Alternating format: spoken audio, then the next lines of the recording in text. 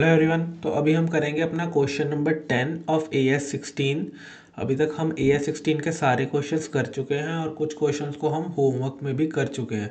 तो ये एक क्वेश्चन नंबर 10 रहता है कि जो सॉल्व करना हमारा रहता है।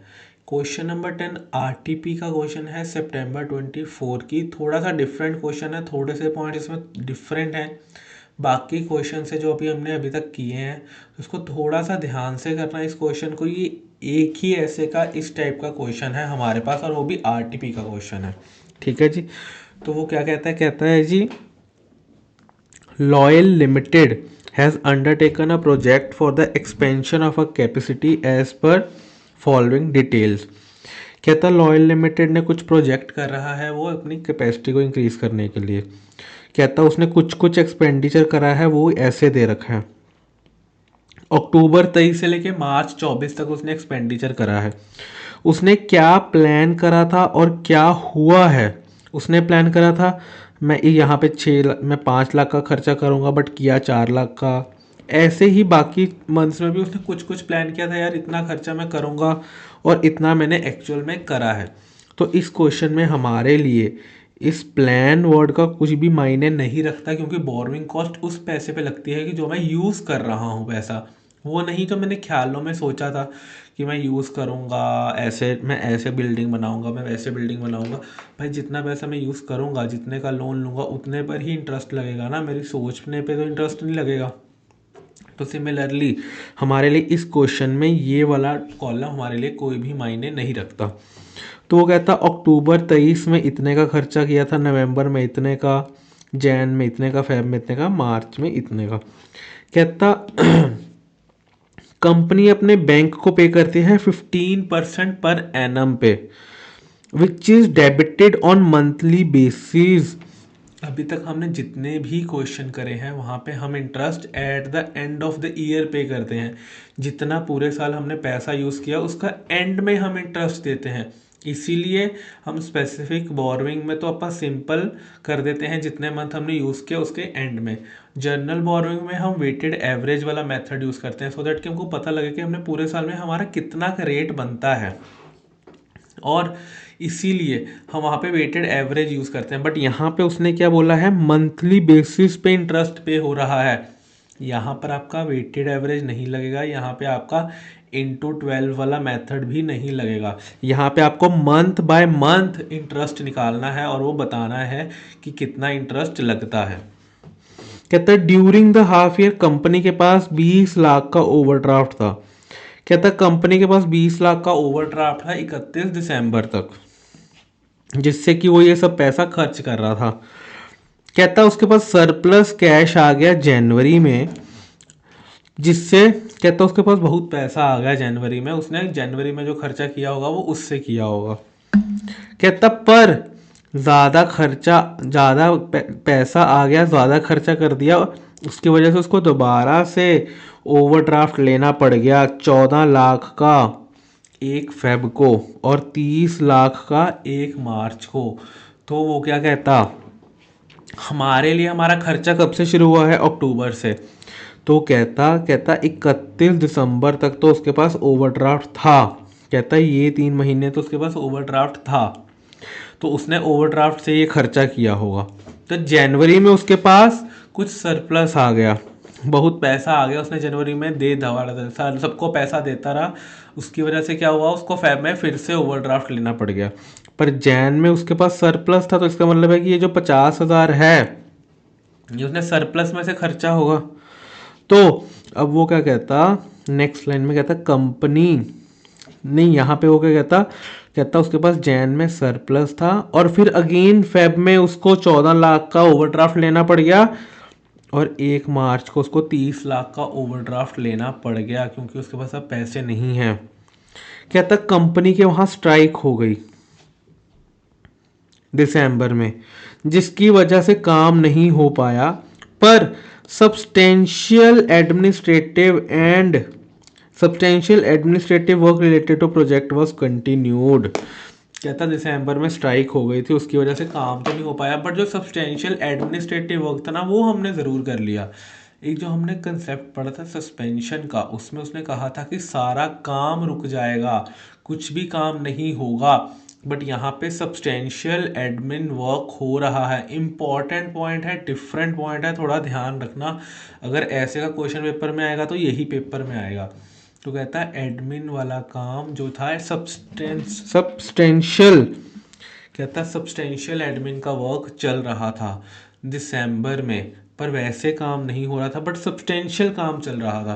तो इस केस में हम इसको कैपिटलाइज करेंगे, हम इसके कैपिटलाइजेशन को की सस्पेंशन नहीं करेंगे, हम यहाँ पे इसको कैपिटलाइज करेंगे ही करेंगे।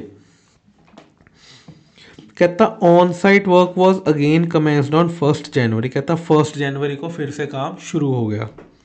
कहता ऑल द वर्क रिलेटेड, कहता all the work related to the project was completed on 31 March. अब तुमने काम शुरू कब किया? अक्टूबर 23 में। ख़त्म कब हो गया? 31 मार्च को। क्या ये तुम्हारा क्वालिफाइंग एसेट है? वैसे नहीं है। अगर तुम वैसे देखोगे तो नहीं है। क्या आप क्वेश्चन में ये लिख के आओगे since it is not qualifying asset, तो जितना एक्सपेंस है सारा का सारा P&L में चला जाएगा। बट आपको ऐसे के केसेस में जहाँ पे वो बोलता है calculate the interest to be capitalised and give the reasons, तो ऐसे का आपको जब क्वेश्चन आ गया, आपको पता है कि ये AS 16 का क्वेश्चन है, तो आपको ये मानना है कि ये जो बना है it is a qualifying asset. आपको ये नहीं लिख के आ सकते कि it is not a qualifying asset, हम तो नहीं मानते। आपको ये मानना होगा, आपको इसको क्वालिफाइंग मान के ही इसके इंटरेस्ट को कैपिटलाइज करना होगा। Next, assume that the expenditure was incurred on first day of each month, calculate the interest to be capitalized। अब उसने ये लाइन इसीलिए दी है कि वो ये कहना चाहता है कि अगर आपको अक्टूबर का खर्चा दिया हुआ है ना, तो ये मानना है कि ये आपने 1 अक्टूबर को करा है, मतलब इस 4 लाख पे जो आप इंटरेस्ट लगाओगे वो आप अक्टूबर मंथ का भी करोगे। यहाँ पे अक्टूबर लिखा है, कोई डेट नहीं लिखी, तो आप कह सकते हो कि भाई 31 अक्टूबर को हुआ होगा, तो आप अक्टूबर मंथ का नहीं लगाएंगे इंटरेस्ट। अगर ये लाइन ना लिखी होती तो आप दोनों एजम्पशन से कर सकते थे, फर्स्ट वाली भी और लास्ट डेट वाली भी, बट यहाँ पे इसने लिख दिया है कि फर्स्ट डे को हो रहा है, तो आपको फर्स्ट डे वाली अजम्पशन ही लगानी है। आप लास्ट डे नहीं कह सकते कि ये लास्ट डे हुआ होगा, ठीक है जी। तो आपको फर्स्ट डे वाली ही लगानी है। मोटा मोटी क्वेश्चन पढ़ के ये समझ में आ रहा है कि अच्छा हमने ये खर्चा करा है, मंथली बेसिस पे इंटरेस्ट जा रहा है, ओवरड्राफ्ट से अपन खर्चा वर्चा कर रहे हैं, तो ठीक है मंथ बाय मंथ इंटरेस्ट निकाल लेंगे। अब यहाँ पे वेटेड एवरेज वाला कोई सीन नहीं है, यहाँ पे इंटू 12 इंटू 11/12 में कितना पैसा यूज़ हो रहा है। जैसे अपन स्पेसिफिक में सभी जितनी स्पेसिफिक बोरोइंग तो उसका टोटल ही अपन लगा देते हैं, ऐसा कुछ नहीं है। आपको मंथ बाय मंथ कैलकुलेट करना है और ये देखना है मंथ बाय मंथ कितना खर्चा हो रहा है, उस हिसाब से आपको कैलकुलेट करके बताना है, ठीक है जी। क्वेश्चन नंबर 10 है जी, क्वेश्चन नंबर 10।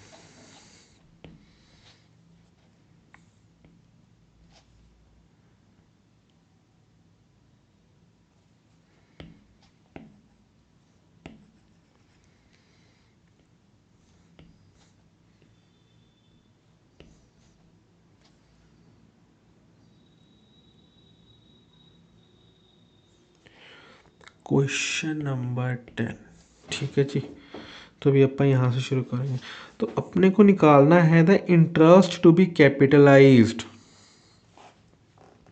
लास्ट में उसने क्या कहा? Assume the overdraft will be less if there is no capital expenditure. No capital expenditure कहाँ पे हुआ है? दिसंबर।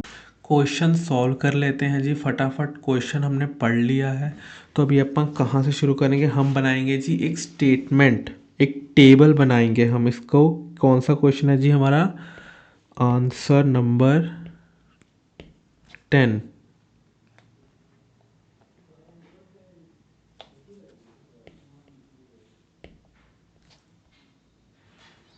आंसर 10 हमको क्या निकालना है? हमको निकालना है कि कितना अमाउंट हम कैपिटलाइज करेंगे हमारे इंटरेस्ट का। तो अपन यहाँ पे लिखेंगे calculation of interest to be capitalised, हम ये निकाल रहे हैं जी। तो अपन कैसे निकाल लेंगे? हमने ये डिस्कस किया कि हमारा जो इंटरेस्ट है वो मंथ बाय मंथ लगेगा।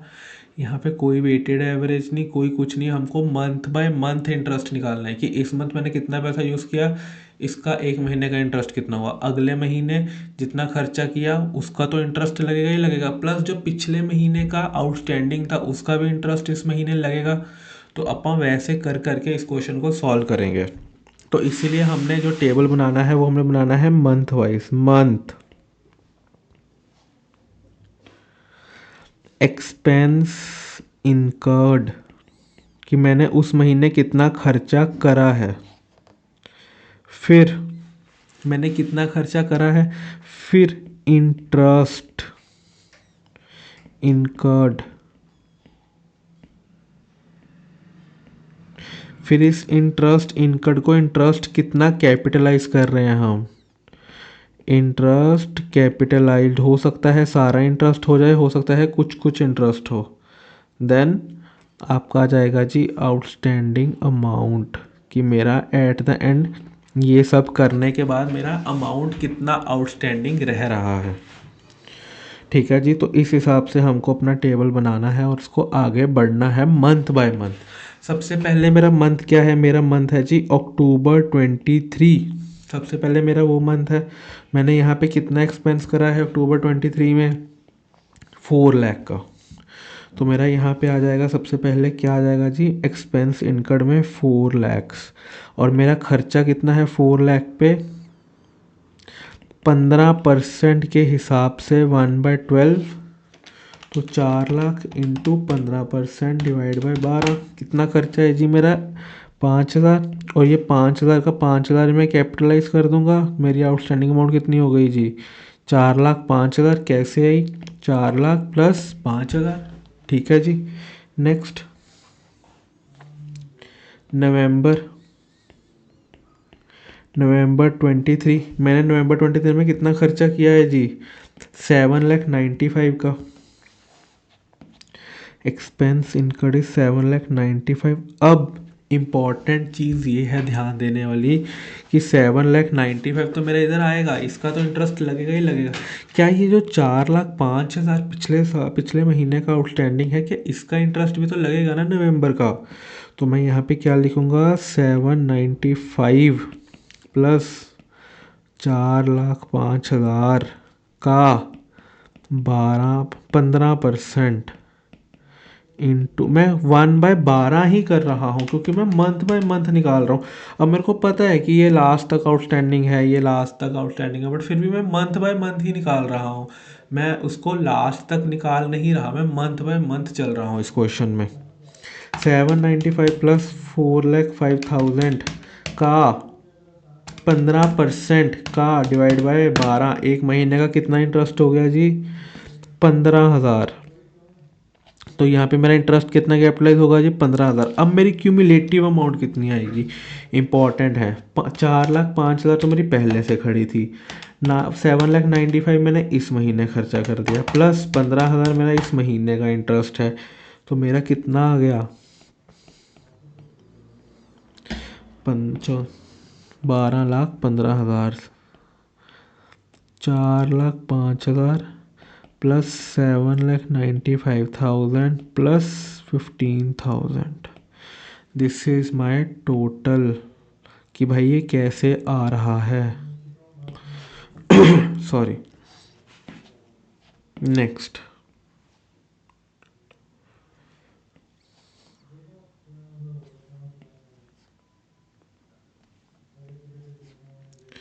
नेक्स्ट मंथ कौन था जी हमारे पास? दिसंबर। दिसंबर 23। दिसंबर 23 है जी हमारे पास। हमारे पास कितना खर्चा हुआ था जी दिसंबर में? कोई खर्चा नहीं हुआ दिसंबर में। हमारे पास दिसंबर में कोई खर्चा ही नहीं हुआ क्योंकि उस मंथ तो स्ट्राइक चल रही थी, बट सब्सटेंशियल एडमिनिस्ट्रेटिव वर्क हो रहा था। तो हम उस मंथ अपनी कैपिटलाइजेशन को सस्पेंड नहीं करेंगे, हम इंटरेस्ट लगाएंगे। जितना भी हमारे पास अमाउंट आउटस्टैंडिंग है हम इंटरेस्ट लगाएंगे, बट हमारा कोई खर्चा नहीं हुआ, हम उसको कैपिटलाइज भी करेंगे। तो मेरे पास कितनी अमाउंट आउटस्टैंडिंग थी? क्या यहाँ पे कुछ आएगा? एक्सपेंस में कुछ भी नहीं आएगा। यहाँ 12,15,000 का 15% डिवाइडेड बाय 1/12 का 15% डिवाइडेड बाय 1/12, तो ये मेरा कितना आ गया जी 15188। इंटरेस्ट कितना हो जाएगा 1588, और मेरा ये कितना आ जाएगा 12,30,188। ये कैसे आया? ये आया जी 1215 प्लस 15188। ठीक है जी, कोई खर्चा नहीं है उस महीने का, बट इंटरेस्ट तो कैपिटलाइज होगा।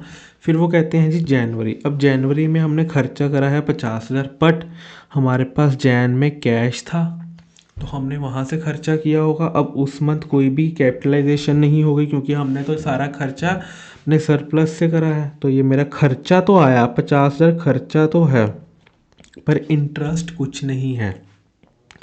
तो इंटरेस्ट कैपिटलाइज भी कुछ नहीं होगा, पर मेरी आउटस्टैंडिंग अमाउंट तो बढ़ जाएगी। जो पिछले महीने थी उसमें 50,000 का मेरा खर्चा ऐड हो जाएगा। तो मेरा ये कितना आ जाएगा 12,80,188। कैसे आएगा जी ये आएगा जी 12,30,188 प्लस 50,000। ठीक है जी। अब नेक्स्ट मंथ फेब की बात कर लेते हैं। फेब में देखो मैंने 14 लाख का ओवरड्राफ्ट लिया है। क्वेश्चन में वो बोल रहा है कि 14 लाख का मैंने ओवरड्राफ्ट लिया है फेब में, पर मैंने खर्चा कितना करा है 2 लाख का। अब अगर आप देखो कि आपने 2 लाख का खर्चा करा है सिर्फ, और 14 लाख का मैंने ओवरड्राफ्ट लिया है, and again overdraft of 14 lakhs.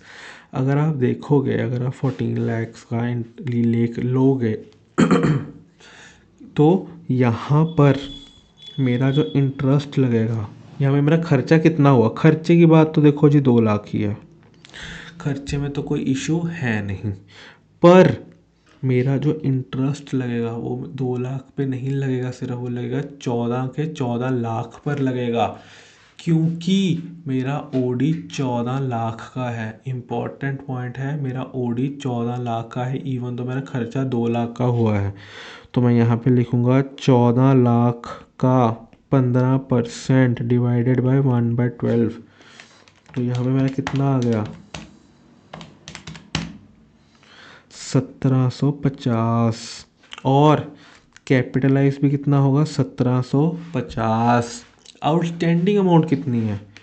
Outstanding amount अगर मैं निकालना चाहूँ तो मेरा कितना आएगा, देखो 1280 तो पुराना वाला चल ही रहा है। इस महीने मेरा खर्चा कितना हुआ है 50,000 ही हुआ है, सॉरी इस महीने मेरा खर्चा हुआ है जी 2 लाख, प्लस 17,500 का इंटरेस्ट भी तो लगा। मेरा आउटस्टैंडिंग में 14 लाख नहीं आएगा, वो सिर्फ इंटरेस्ट कैलकुलेट करने के लिए था। 1280,188 प्लस 2 लाख का खर्चा प्लस 17,500 कितना आ गया 14,97,688। It is my total outstanding.